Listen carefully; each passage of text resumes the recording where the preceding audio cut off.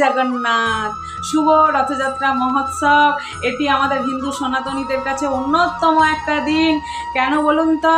ভগবানের যে উৎসবগুলি আছে সেই উৎসবে ভগবানকে দর্শন করার জন্য আমাদেরকে মন্দিরে যেতে হয়, কিন্তু এটি ভগবানের এমন একটি মহোৎসব যে মহোৎসবে ভগবান নিজেই রাজপথে রথের ওপর আরূঢ় হয়ে বেরিয়ে পড়েন অগণিত ভক্তদেরকে দর্শন দেওয়ার জন্য। শুধু ভক্ত কেন, পাপী তাপী, পশু পাখি কীট পতঙ্গ আকাশ বাতাস সকলকে পবিত্র করার জন্য তিনি নিজেই রাজপথে বেরিয়ে পড়েন, সকলকে দর্শন দেন। ভবিষ্যত্তর পুরাণে বর্ণিত আছে, যিনি রথযাত্রার দিনে রথে আরুষ্ট ভগবান জগন্নাথ ভগবানকে একটি বার দর্শন করে নেন, তাকে আর নরক যন্ত্রণা ভোগ করতে হয় না, তার আর পুনর্জন্ম হয় না, সে জন্ম মৃত্যুর চক্কর থেকে উদ্ধার পেয়ে যায়। এই রথযাত্রা মহোৎসব ভক্তদের কাছে একটা অন্যতম মহোৎসব। ভবিষ্যৎ পুরাণে এর অসংখ্য মাহাত্ম্য বর্ণন করা আছে। ভবিষ্যত্তর পুরাণে এটা বলা আছে যে কেউ যদি ভগবান জগন্নাথ যখন রথে আরুষ্ট হন সেই রশ্মি ধরে যদি টান দেন, তাহলে ভবিষ্যত্তর পুরাণে রথযাত্রা মহোৎসবের অনেক মাহাত্ম্য বর্ণন করা আছে, কিছুটা আপনাদের কাছে তুলে ধরছি। রথযাত্রা মহোৎসবের দিন ভগবান জগন্নাথ তার দাদা বলদেব এবং বোন সুভদ্রাকে নিয়ে তিনটি রথে বেরিয়ে পড়েন গুন্ডিচা মাসির বাড়ি যাওয়ার উদ্দেশ্যে। যে গুন্ডিচা মন্দির অভিন্ন বৃন্দাবন মানা হয়, যে গুন্ডিচা মন্দিরকে বৃন্দাবনের সঙ্গে তুলনা করা হয়েছে, সেই বৃন্দাবনে যাওয়ার জন্য, সেই গুন্ডিচা মন্দির, সেই মাসির বাড়ি যাওয়ার জন্য জগন্নাথ বলদেব সুভদ্রা রাজপথে বেরিয়ে পড়েন ভক্তদেরকে দর্শন করার জন্য। কথিত আছে যদি ওই সময় যদি জগন্নাথ বলদেব সুভদ্রার রশ্মি ধরে কেউ টান দিতে পারে কিংবা রশ্মিতে যদি স্পর্শও করতে পারে, তাহলে তাকে আর নরকগামী হতে হয় না, এবং যে ওই রশ্মিটা ধরে পদ চলতে থাকবে, মানে সামনে চলতে থাকবে কিংবা পেছনে চলতে থাকবে, তার প্রত্যেক পদক্ষেপে অশ্বমেধ যজ্ঞের ফল লাভ হয়ে যায়। ভবিষ্যত্তর পুরাণে আরও বর্ণিত আছে যে আপনি যদি ওই রথের সামনে রথের রশ্মি ধরে চলতে থাকেন, তাহলে আপনি আজ পর্যন্ত যত পাপ করেছেন আপনার জন্মার্জিত পাপ প্রত্যেক পদক্ষেপে নাশ হয়ে যাবে।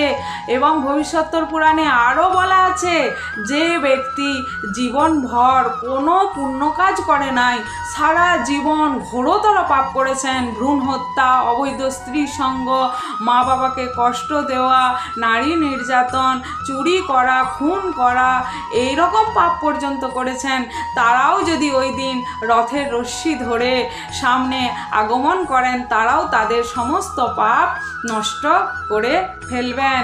এত জগন্নাথের রথযাত্রার মহান কৃপা।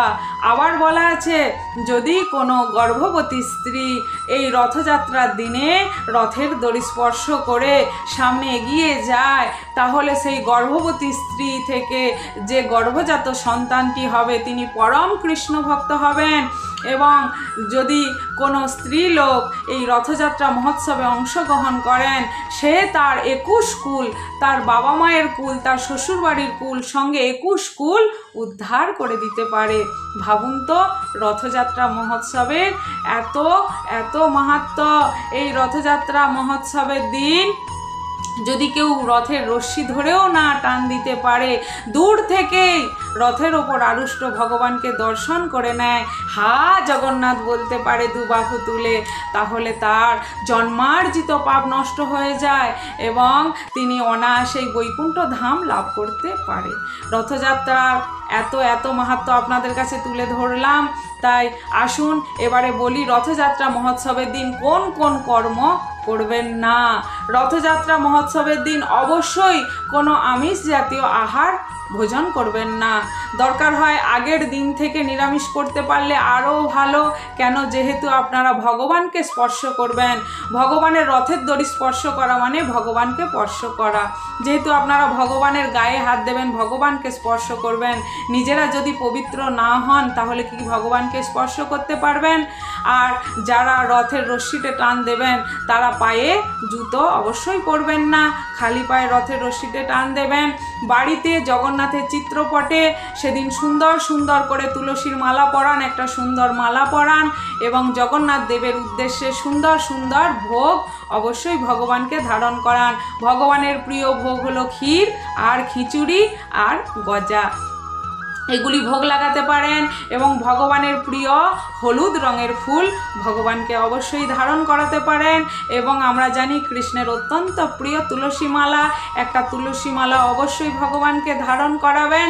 এবং সারা দিন পরচর্চা পরনিন্দা বর্জন করে আপনারা জগন্নাথের রথযাত্রায় অংশগ্রহণ করুন এবং সারা দিন বলতে থাকুন জয় জগন্নাথ, জয় জগন্নাথ, জয় জগন্নাথ স্বামী, জয় জগন্নাথ, জয় জগন্নাথ স্বামী, জয় জগন্নাথ। জয় জগন্নাথ বলদেব সুভদ্রা মা কি জয়, জয় জগন্নাথ। 2024 সালের শুভ রথযাত্রা উৎসব পড়েছে 7ই জুলাই রবিবার। আপনারা সবাই মিলে পালন করুন। জয় জগন্নাথ।